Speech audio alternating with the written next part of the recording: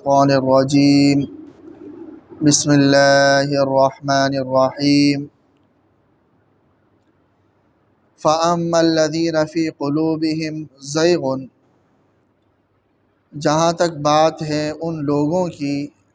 جن کے دلوں میں کجی ہو، فَيَتَّبِعُونَ مَا تَشَابَهَ مِنْهُ، تو وہ اتباع کرتے ہیں ما تشابہ منہ،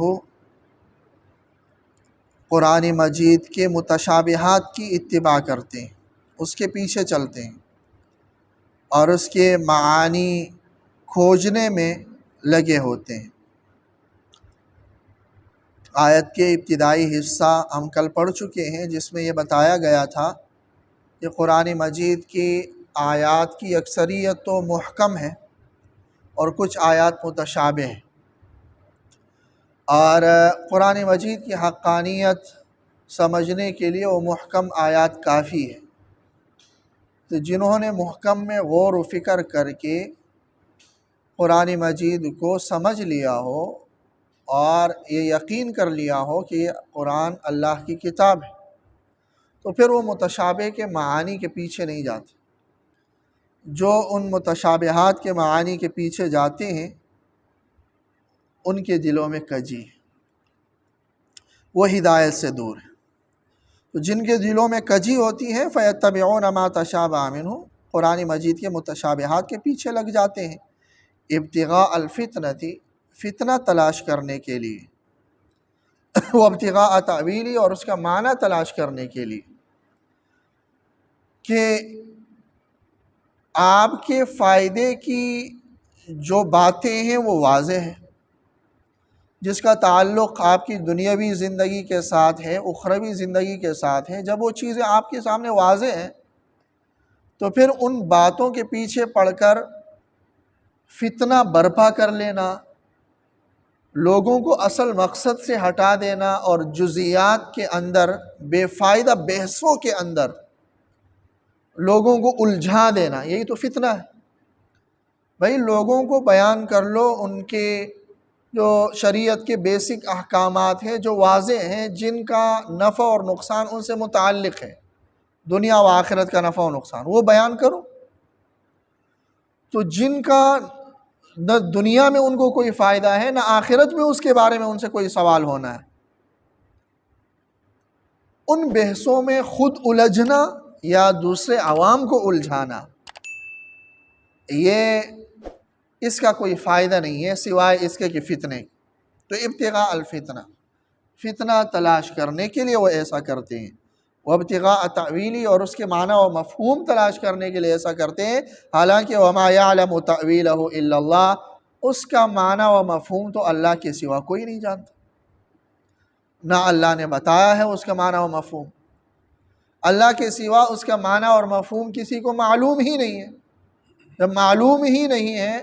تو کون سا ایسا ذریعہ ہوگا جس کے بنیاد پر آپ فیصلہ کرو گے کہ ہاں اس متشابہ آیت کا یہی معنی اور مفہوم ہے؟ جب نہیں کر سکتے تو پھر اس کے پیچھے پڑتے کیوں؟ تو وَمَا يَعْلَمُ تَأْوِيلَهُ إِلَّا اللَّهُ، ان متشابہ آیات کا معنی تو اللہ کے سوا کوئی نہیں جانتا، لہذا ان متشابہات کے پیچھے نہیں پڑنا چاہیے، محکم آیات میں غور و فکر کرنا چاہیے اور اس سے مسائل کا استنباط کرنا چاہیے، اسی کے مطابق اپنی زندگی کو ڈھالنے کی کوشش کرنی چاہیے، دوسروں تک اسی کی تبلیغ کرنی چاہیے۔ اللہ تبارک و تعالی عرش پر کیسے بیٹھ گئے یہ معنی کھوجنا، اللہ کا ہاتھ کس طرح ہو سکتا ہے اس کے پیچھے پڑ جانا، الف لام میم کا کیا معنی ہے اس کے پیچھے پڑ جانا، اللہ کے فرشتے کیسے ہوں گے اس کے پیچھے پڑ جانا، اور جنت میں کس طرح نعمتیں ہوں گی، اتنا بڑا درخت کیسے ہوگا اور ایسی نعمتیں کیسی ہوں گی، جہنم میں اتنا بڑا گڑھا کیسے ہو سکتا ہے، تو یہ کیسے ہو سکتا ہے اس کے بحث میں پڑھو گے تو پھر یہی ہوگا کہ گمراہ ہو جاؤ۔ یقین کرنے کے لیے ہمارے پاس قرآن مجید بھرا پڑا ہے، جس میں غور و فکر کر کے ہمیں یقین حاصل ہو سکتا ہے کہ بھئی ہاں یہ قرآن برحق ہے۔ قرآن نے اس سے کبھی نہیں روکا کہ آپ تحقیق کر لو، اس سے کبھی نہیں روکا۔ قرآن تو جگہ جگہ اس کی دعوت دیتا ہے کہ افلا تعقلون، عقل سے کام نہیں لے رہے، افلا تتفکرون، غور و فکر نہیں کر رہے ہو۔ اور قرآن تو اس کی دعوت دے رہا ہے غور و فکر کرنے کا، ریسرچ کرنے کا، تحقیق کرنے کا، اور جو جتنا تحقیق کر لے گا قرآن کی حقانیت اس پر کھل کر آ جائے گی۔ قرآن نے اس سے منع نہیں کیا، لیکن جب حقانیت تمہارے سامنے آ چکی ہے تو جس کے سامنے حقانیت آ جائے گی پھر وہ متشابہات کے پیچھے بھی نہیں پڑے گا۔ لیکن جس نے ان حقانیت والی آیات کو پڑھا ہی نہ ہو، اس کو توجہ ہی نہ دیا ہو، اور اس کے دل میں ہدایت ہو ہی نہیں، وہ پھر ان کے پیچھے پڑ جاتا ہے۔ تو جن کے دلوں میں کجی ہو ان کی حالت تو یہ ہے۔ اس کے مقابلے میں والراسخون فی العلم، پختہ علم رکھنے والے،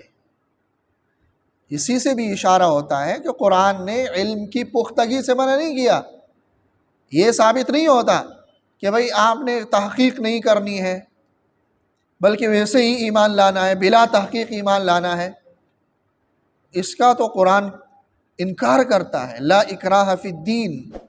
قرآن کہتا ہے دین میں زبردستی ہے ہی نہیں، کیوں؟ قد تبین الرشد من الغی۔ یہ حقانیت واضح ہے کہ کوئی غور و فکر کر لے تو اس کے سامنے اس اسلام کی حقانیت واضح ہے، اس لیے زبردستی کی ضرورت ہی نہیں ہے۔ اس کو دعوت دو ریسرچ کرنے کی، اس کو کہو آپ قرآن کو پڑھیں۔ یہ نہیں کہ قرآن کو یہودیوں کی طرح تورات کو چھپا لیا، نہیں، بلکہ اسلام کی حقانیت کی دلیل ہی یہی ہے کہ یہ قرآن ہم نے سب کے لیے دعوت عام ہے کہ بھئی پڑھو،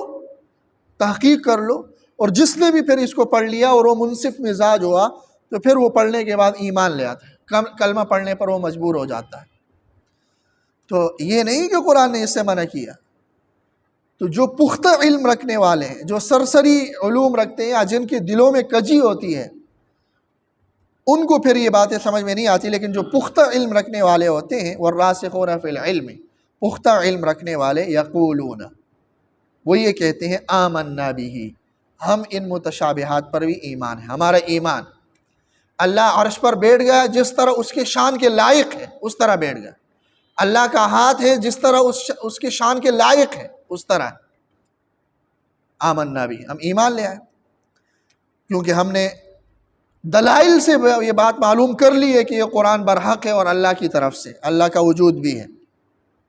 تو وہ کہتے ہیں آمنا بھی، ہم ان پر ایمان لائیں، کل من عند ربنا، یہ سب ہمارے پروردگار کی طرف سے ہی ہے، متشابہات بھی۔ وما یذکر الا اولو الالباب، اور نصیحت حاصل نہیں کرتے مگر عقل رکھنے والے، جو گہری عقل رکھتے ہو اور جو تحقیق کرتے ہو، تو پھر ان کے لیے پھر کوئی چارہ نہیں بچتا سوائے اس کے کہ وہ ایمان لائے کہ یہ قرآن برحق ہے۔ اور یہ راسخین فی العلم یہ بھی کہ دعا بھی مانگتے ہیں اس کے ساتھ ساتھ کہ ربنا، اے ہمارے پروردگار،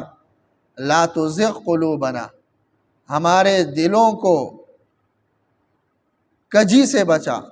لا تزغ قلوبنا، ہمارے دلوں کو ٹیڑھا مت کر لے، مت پھیرنا، بعد اذ ہدیتنا، بعد اس کے کہ آپ نے ہمیں ہدایت دی، رستہ دکھایا، صراط مستقیم کی رہنمائی کی، تو ہدایت ملنے کے بعد ہمیں گمراہ مت کرنا، ہمارے دلوں کو مت پھیرنا۔ وَهَبْ لَنَا مِن لَّدُنْكَ رَحْمَةً، اور ہمیں عطا کرنا اپنی طرف سے رحمت، ہمیں اپنی طرف سے رحمت عطا کرنا، اِنَّكَ أَنْتَ الْوَهَّابُ، یقیناً آپ خوب عطا کرنے والے ہیں۔ ساتھ میں وہ یہ بھی دعا کرتے ہیں ربنا، اے ہمارے پروردگار، اِنَّكَ جَامِعُ النَّاسِ لِيَوْمٍ لَا رَيْبَ فِيهِ، یقیناً آپ لوگوں کو جمع کریں گے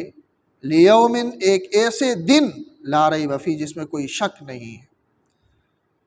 قیامت کے دن آپ لوگوں کو جمع کریں گے اور ان لوگوں سے حساب کتاب لیں گے، اس بات پر بھی وہ یقین رکھتے ہیں۔ ان اللہ لا یخلف المیعاد، یقیناً اللہ تبارک و تعالی وعدے کی خلاف ورزی نہیں کرتے، اور اللہ نے وعدہ کیا ہے کہ ایک دن آنا ہے جہاں سب نے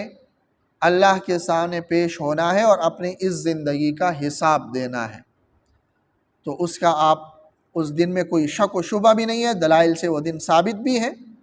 اور اللہ نے جو وعدہ کیا ہو تو اللہ تبارک و تعالیٰ وعدے کی خلاف ورزی نہیں کرتے۔ اللہ تعالیٰ عمل کی توفیق۔ سر یہ جو وقت لازم لکھا ہوا ہے اس میں ہم رکیں گے تو کتنی دیر کے لیے رکیں گے؟ بس سانس لے کر اتنی دیر کے لیے رکنا ہے، جیسے وما یعلم تأویلہ الا اللہ والراسخون، صرف رکنا ہی ہے، کوئی دیر متعین نہیں ہے، بس اتنا کہ سانس آپ لے لیں، بس سانس کو توڑنا ہے، اس کو اتنا، سانس کو توڑنا۔ جی